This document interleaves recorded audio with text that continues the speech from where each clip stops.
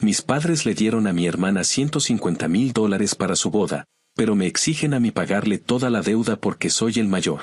Mis padres siempre han tenido esta idea absurda de que yo soy el adulto responsable, el que aguanta, el que resuelve, el que tiene que entender que la familia viene antes de todo. Pero esa lógica nunca se aplicó para ellos ni para mi hermana, Abby, que siempre fue tratada como si la vida entera estuviera diseñada para complacerla. Cuando ella anunció que quería una boda enorme, mis padres reaccionaron como si hubieran estado esperando ese momento desde hacía años.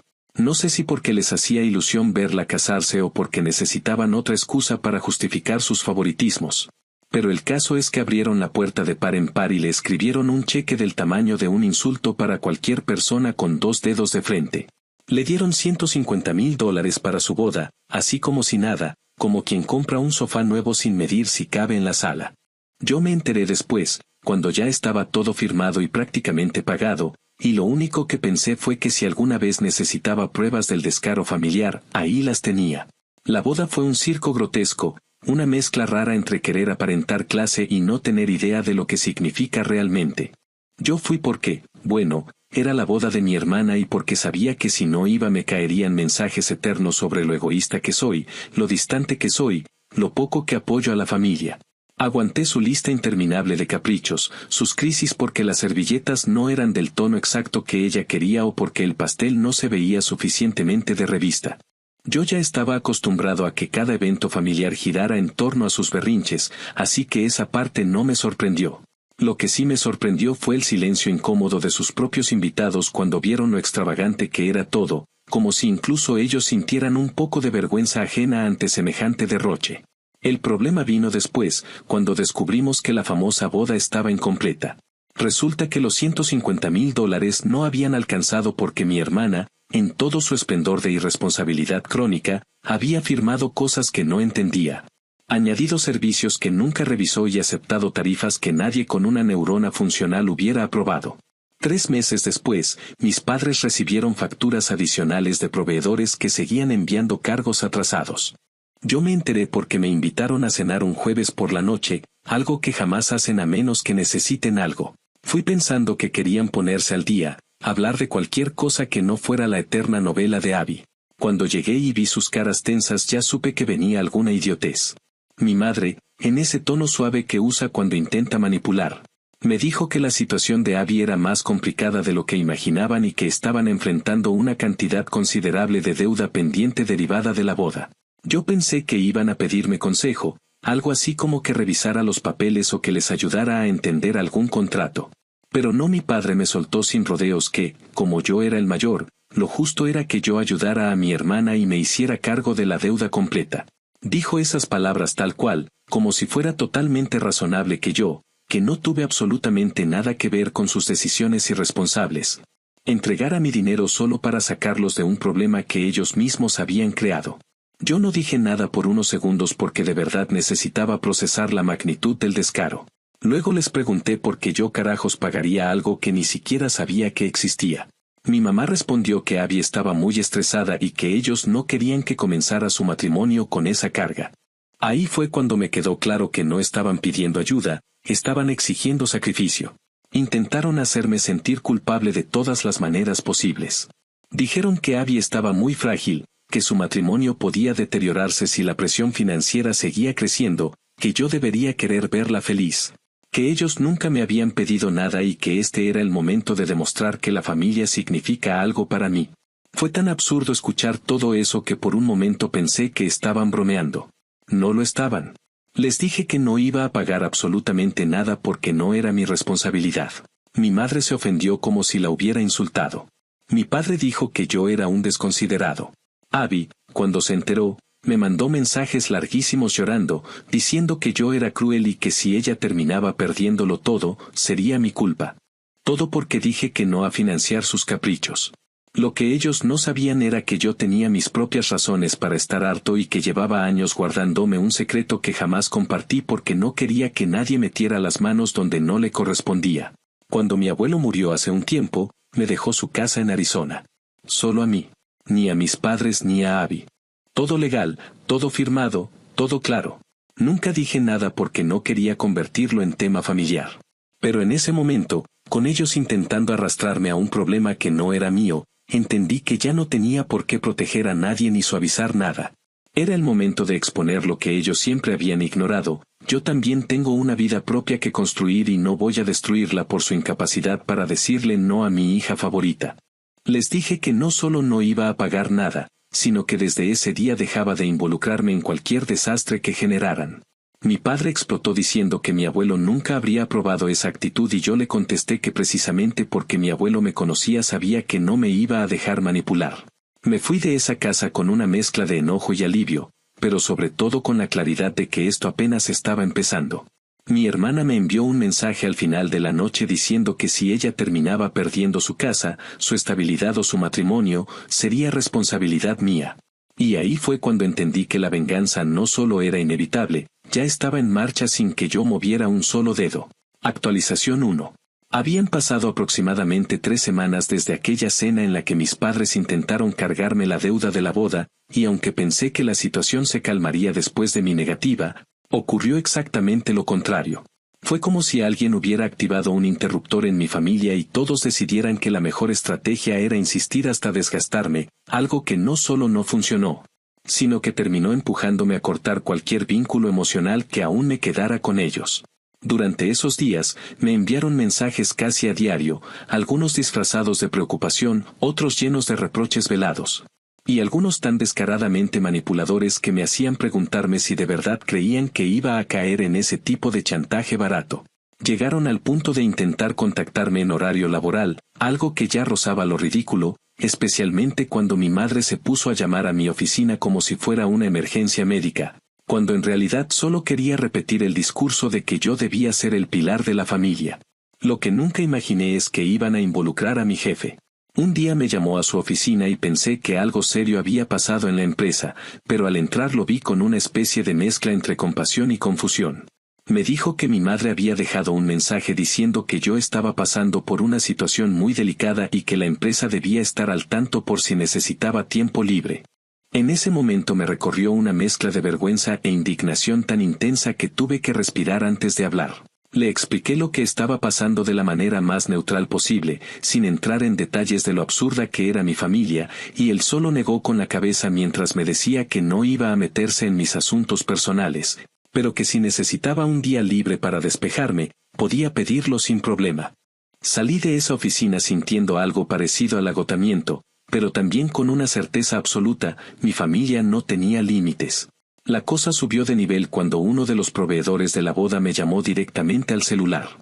Al principio pensé que era un error, un número equivocado, pero el tipo mencionó mi nombre completo, dijo que estaba intentando cerrar un asunto pendiente conmigo y que necesitaba que confirmara un arreglo financiero. Me quedé completamente desconcertado porque jamás había hablado con ese proveedor en mi vida. Le pedí que me explicara qué tenía que ver yo en eso y fue cuando mencionó que aparecía como garante en un documento firmado meses atrás. Yo no podía creer lo que estaba escuchando. Le pedí que me enviara una copia del documento y cuando lo recibí, vi mi nombre escrito como responsable secundario de un pago vinculado a uno de los servicios más caros de la boda. La firma no era la mía, ni se parecía remotamente. El proveedor dijo que, según su archivo, mi hermana había sido quien presentó ese formulario digital. Mi reacción fue una mezcla de incredulidad, furia y una sensación helada en el estómago. No imaginé ni por un segundo que Abby sería capaz de algo así, pero ahí estaba la evidencia frente a mí. En ese instante supe que tenía que hacer algo más que decirles que no. Ya no se trataba de una diferencia familiar, sino de un caso de falsificación de identidad que podría perseguirme legalmente si no actuaba. Llamé a mi abogado, un viejo amigo que siempre me ha dado buenos consejos. Le expliqué todo y me dijo que lo primero era protegerme por escrito. Redactó una carta formal en la que se especificaba que mi nombre había sido usado sin mi autorización, que yo no era responsable de ninguna deuda relacionada con la boda y que cualquier intento de asociarme a pagos pendientes sería considerado uso fraudulento de información personal. Él mismo se encargó de enviarla al proveedor y de notificar que, si intentaban cobrarme algo, responderíamos con acciones legales. Esa carta fue como una piedra lanzada en un estanque. Creó ondas que llegaron a todos lados. Cuando el proveedor aclaró que no iba a cobrarme nada por miedo a meterse en un lío, yo ya tenía claro que no podía dejar pasar lo que Abby había hecho. Mi abogado recomendó presentar un reporte policial, no para buscar que ella terminara en prisión, sino para dejar constancia oficial de que yo no había participado en nada de eso, de modo que si en el futuro aparecía otro cargo en mi nombre, pudiera demostrar que ya había un antecedente de que alguien estaba usando mis datos sin permiso. Fui a la estación, expliqué todo y presenté el reporte. No fue dramático ni tenso, fue más bien como una formalidad necesaria, pero aún así sentí un cierto peso en el estómago al firmar el documento. Era como una línea que se cruzaba, una distancia que ya quedaría marcada para siempre. Obviamente, la noticia llegó a mi familia casi de inmediato. Esa misma noche comenzaron las llamadas, primero de mi madre, luego de mi padre, luego de mi hermana. Mi padre estaba furioso, decía que yo estaba exagerando, que esas cosas se resolvían en familia. Mi madre lloraba diciendo que no entendía cómo podía traicionar a mi hermana de esa manera. Abby, por su parte, envió una cadena de mensajes donde se alternaba entre hacerse la víctima, decir que yo arruinaba su vida y soltarme insultos disfrazados de desesperación. Intentó justificar lo que había hecho diciendo que poner mi nombre era solo una forma de negociar y que yo eventualmente hubiera entendido. Me quedé leyendo sus mensajes con una sensación de surrealismo. Era impresionante el nivel de desconexión que tenía con la realidad. Para ella, falsificar la identidad de otra persona era simplemente una estrategia más para salirse con la suya. Esa fue la noche en la que decidí bloquearla en todas partes. No lo hice con rabia. Lo hice con una calma absoluta, como quien finalmente entiende que no tiene por qué seguir tolerando abusos. Mi relación con Abby, que ya venía deteriorada por años de favoritismo y dramas innecesarios, terminó de desmoronarse en cuestión de horas. Mis padres, incapaces de entender por qué no aceptaba su manera torcida de manejar los problemas, comenzaron a mostrar una hostilidad que ni siquiera intentaban ocultar. El silencio que siguió fue extraño. No sentí culpa. Tampoco sentí alivio inmediato. Fue más bien una sensación de cierre paulatino, como si hubiera estado arrastrando una cadena durante años y finalmente la hubiera soltado sin darme cuenta de lo pesada que era. En las semanas siguientes recibí algunos mensajes indirectos a través de familiares que intentaron mediar, pero la mayoría entendió que esta vez mis padres habían cruzado una línea que no tenía reversa. Escuchar a mis tíos decir cosas como que ya era hora de que alguien les pusiera un alto solo confirmó lo que ya sospechaba. Todos habían visto el patrón, pero nadie había querido ser quien encendiera la alarma. Yo no tenía intención de regresar a la dinámica familiar de siempre. Sabía que mis padres seguirían convencidos de que habían actuado bien, y que mi hermana nunca asumiría su responsabilidad, pero esa ya no era mi carga. Actualización 2. Había pasado alrededor de 3 meses desde que presenté el reporte policial por el uso indebido de mi nombre, y aunque pensé que la situación se iba a estabilizar después de esa primera explosión, lo que ocurrió fue más parecido a un efecto dominó donde cada pieza que caía revelaba algo todavía más podrido que lo anterior. Lo que más me sorprendió en ese tiempo no fue la actitud de mis padres, que seguían aferrados a la idea absurda de que la familia debía resolverse entre 4 paredes sin importar la gravedad del asunto, sino el nivel de descaro con el que mi hermana intentó reconstruir la narrativa para quedar como víctima. Desde el momento en el que la policía empezó a hacer preguntas, Abby se lanzó en una campaña de autocompasión tan exagerada que incluso algunos parientes que la adoraban comenzaron a sospechar. En lugar de admitir que había cometido un delito, se dedicó a inventar historias en las que yo aparecía como el hermano cruel que se negaba a ayudarla y que quería verla fracasar. Cada vez que hablaba con alguien de la familia, me llegaban reproducciones de lo que ella decía, y eran una mezcla tan extraña de manipulación emocional y negación absoluta que resultaba evidente que había perdido el control de la situación. A medida que pasaban las semanas, la investigación avanzaba. No era un proceso dramático como en las películas, nadie estaba siguiendo a nadie ni tomando declaraciones en cuartos oscuros, era, más bien, un avance constante y meticuloso de personas haciendo su trabajo y revisando información. Y aunque yo intentaba mantenerme al margen, inevitablemente me enteraba de los movimientos principales, sobre todo porque mis padres no podían soportar la idea de que la ley estuviera involucrada y estaban en un estado permanente de angustia. Lo interesante fue que, en medio de todo este proceso, se descubrieron cosas que nadie anticipó. El caso de la firma falsa que involucraba mi nombre fue solo el comienzo. Un día, mi padre me llamó con un tono tan nervioso que hasta me sorprendió que buscara hablar conmigo. Me dijo que necesitaba verme urgentemente, que no sabía qué hacer y que estaba muy preocupado por algo que había descubierto. Acepté verlo solo por curiosidad, no porque sintiera la obligación de apoyarlo. Cuando llegué a su casa, mi madre estaba sentada en la mesa del comedor con una expresión que nunca le había visto. No era enojo, era una mezcla extraña entre miedo, decepción y una vergüenza que parecía estar luchando por no convertirse en histeria. Me dijeron que habían encontrado 2 tarjetas de crédito abiertas a nombre de mi padre y de mi madre, tarjetas que ellos jamás autorizaron y que tenían cargos de varios meses atrás. Al principio pensé que se trataba de algún error común, algo que a veces pasa cuando los bancos mezclan información, pero cuando empezaron a revisar los gastos se dieron cuenta de que no eran compras aleatorias, sino cargos relacionados directamente con la preparación de la boda. Ahí fue cuando entendí que Abby había ido mucho más lejos de lo que nadie imaginaba. Mientras mis padres defendían su irresponsabilidad, mientras me exigían que actuara como el salvador financiero, ella había estado usando su información de manera deliberada para cubrir sus propios excesos. Lo había hecho con la misma naturalidad con la que pedía favores. Y lo más perturbador era que ni siquiera parecía consciente del nivel de gravedad que eso tenía. La tensión en la casa esa noche era palpable. Mi madre repetía que no entendía cómo Abby podía haber hecho algo así, como si su propia hija fuera un misterio incomprensible. Mi padre se veía derrotado, como si recién estuviera procesando que la niña perfecta que habían elevado toda su vida podía ser capaz de robarles. Cuando les dije que lo que estaba viendo era la consecuencia directa de años de permitirle todo sin límites, se enojaron, pero esta vez su enojo era muy diferente al de antes. No era esa hostilidad defensiva que habían tenido hacia mí en las semanas previas, era un enojo que se estaba desmoronando sobre ellos mismos. Como si por fin hubieran entendido que su forma de criar a Abby había sido tan permisiva que ella creció creyendo que podía hacer cualquier cosa sin repercusiones. Esa noche me enteré de algo más que terminó de completar el panorama. El banco les ofreció la posibilidad de librarse de los cargos y presentaban una denuncia formal declarando que las tarjetas habían sido abiertas sin su autorización. Al escuchar eso, mi madre se quebró. No podía soportar la idea de denunciar a su propia hija, pero tampoco podía pagar la deuda.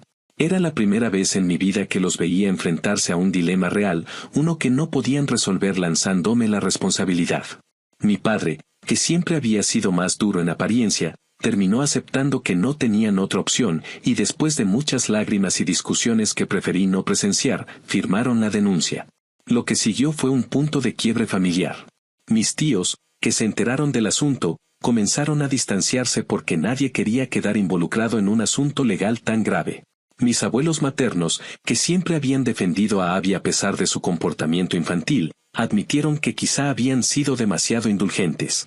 Pero la parte más incómoda de todo fue cuando mi tía, que trabajaba como contadora, se ofreció a revisar toda la información de la boda para ver si había alguna forma de recuperar algo. Ella no tenía idea de en qué se metía. Al revisar facturas, pagos, transferencias y declaraciones de proveedores, descubrió que Abby había pedido dinero extra a mis padres en efectivo para pagar supuestos cargos adicionales, cuando en realidad esos pagos ya estaban cubiertos. En otras palabras, se había quedado con miles de dólares aprovechando que mis padres no revisaban nada y confiaban en todo lo que ella decía. Era evidente que Abby había visto en ellos un pozo sin fondo del que podía sacar dinero sin consecuencias y que había construido la boda perfecta sobre una base de mentiras. Para entonces, Abby ya estaba enterada de que mis padres la habían denunciado y de que la auditoría familiar había destapado todo. No me habló directamente porque la tenía bloqueada, pero supe por una prima que andaba diciendo que yo había provocado todo, que si yo no hubiera iniciado el proceso con la policía, nadie habría seguido investigando. Esa versión le sirvió un tiempo a algunos familiares, pero a medida que salían más datos, esa excusa se desmoronaba. La realidad era demasiado clara, la única responsable era ella, y cada nueva revelación lo hacía más evidente. Lo curioso de este periodo es que, aunque mi familia estaba prácticamente en ruinas, yo nunca participé activamente en que las cosas explotaran. No moví un dedo para que el caos avanzara. Abby sola había puesto cada pieza en su sitio y las había dejado caer una por una. Ni siquiera sentí satisfacción inmediata al ver que la verdad salía a la luz. Fue más una especie de resignación tranquila al ver que lo que siempre supe sobre mi familia finalmente se estaba volviendo evidente para todos los demás. La dinámica que había existido por tantos años estaba colapsando y yo simplemente observaba, sin la más mínima intención de intervenir. Mientras tanto, mi vida fuera de ese desastre era sorprendentemente estable. La casa que me dejó mi abuelo estaba rentada, generando suficiente para cubrir su propio mantenimiento y dejarme algo extra. En mi trabajo las cosas iban bien, y no tenía ninguna intención de volver a involucrarme en los problemas de mi familia. Cuando mis padres intentaron acercarse nuevamente para pedirme consejos sobre cómo manejar la situación legal, fui claro con ellos. Les dije que era su responsabilidad, que no pensaba asumir un papel que no me correspondía y que, aunque lamento que estén pasando por algo tan complicado, yo no voy a cargar con sus decisiones ni con las consecuencias de lo que ellos permitieron durante años. El silencio que siguió fue uno de esos silencios densos que parecen llenar la habitación completa. No hubo gritos ni reproches, solo una aceptación incómoda y dolorosa de que esta vez no podían usarme como su solución de emergencia. Ese momento marcó una distancia definitiva, una separación que ya no tenía marcha atrás, porque, aunque faltaban todavía cosas por resolverse, estaba claro que la estructura familiar en la que crecimos ya no existía. Actualización final. Había pasado casi un año desde que todo comenzó, y para ese punto ya no existía ninguna ilusión de que las cosas pudieran volver a ser como antes. Incluso cuando alguien de la familia intentaba suavizar la situación con comentarios inútiles sobre la importancia del perdón o lo triste que era vernos divididos, la realidad era demasiado evidente. La relación ya estaba rota y lo único que quedaba era esperar a que el proceso legal siguiera su propio curso. Durante ese tiempo, me acostumbré a vivir con un silencio extraño, no incómodo sino liberador. Por primera vez en mi vida, mi teléfono no estaba lleno de exigencias, quejas, berrinches disfrazados de urgencias o súplicas que siempre terminaban convirtiéndose en reclamos. Ese silencio significaba que mis padres ya no esperaban que yo arreglara cosas, que Abby no podía usarme para sostener la fachada de responsabilidad que nunca tuvo y que, finalmente, cada quien estaba lidiando con las consecuencias de sus propios actos. Me tomó un tiempo darme cuenta de que esa tranquilidad no era un accidente, era el resultado directo de establecer límites que nadie creyó que cumpliría. El proceso contra Abby había seguido avanzando con una lentitud constante, pero segura. A estas alturas ya no había forma de negar lo que había hecho. La evidencia era demasiado clara, las tarjetas abiertas con la información de mis padres, las transferencias sospechosas, los pagos en efectivo que nunca llegaron a los proveedores y, por supuesto, la firma digital falsificada con mi nombre. Aunque mis padres intentaron suavizar su declaración para no hundirla más de lo necesario, ya no era algo que pudiera borrarse con explicaciones sentimentales ni con supuestas buenas intenciones. Abby tuvo que enfrentarse a las consecuencias reales por primera vez en su vida, y eso fue un golpe que no estaba preparada para recibir. Cuando se supo que había llegado a un acuerdo con la fiscalía para evitar la cárcel, algunos familiares respiraron aliviados, como si eso significara que las cosas estaban mejorando. Pero el acuerdo incluía 3 años de libertad condicional, un programa obligatorio para aprender a manejar dinero y una restitución parcial que debía pagar poco a poco. Para alguien que vivió creyendo que siempre habría alguien más que la rescatara, fue como caer de golpe en un vacío que llevaba toda la vida ignorando. En medio de ese proceso, tuve un encuentro inesperado con mi padre. Me llamó una tarde diciendo que necesitaba hablar conmigo y, aunque estuve tentado a rechazar la invitación, accedí porque había algo en su tono que no reconocía. No era la exigencia habitual ni ese aire de superioridad moral con el que solía dirigirse a mí cada vez que intentaba imponerme alguna responsabilidad. Era más bien un cansancio profundo, casi como si estuviera admitiendo que finalmente había perdido el control de todo lo que creía manejar. Nos vimos en un café lejos de la casa familiar. Era evidente que no quería que nadie más supiera que estaba buscando hablar conmigo. Cuando llegó, traía una expresión que no le había visto en toda mi vida, como si estuviera enfrentando una realidad que llevaba décadas negando.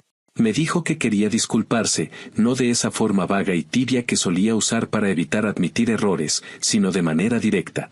Admitió que habían sido injustos conmigo, que habían permitido que Abby creciera creyendo que el mundo giraba en torno a ella y que él mismo me había puesto una carga que nunca debí cargar. No intentó justificarlo, simplemente lo reconoció.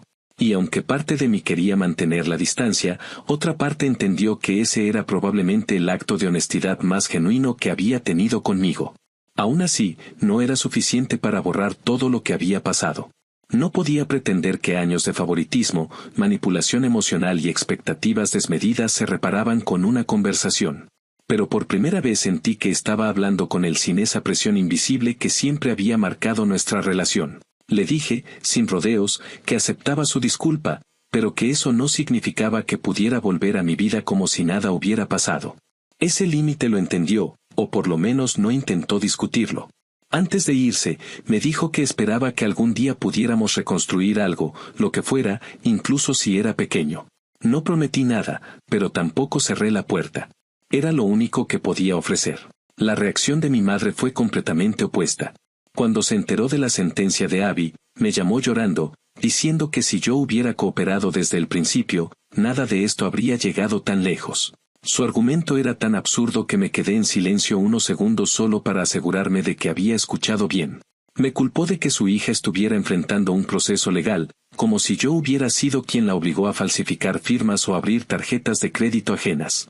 Fue un monólogo largo, lleno de reproches y frases que ya había escuchado tantas veces que parecían grabaciones repetidas.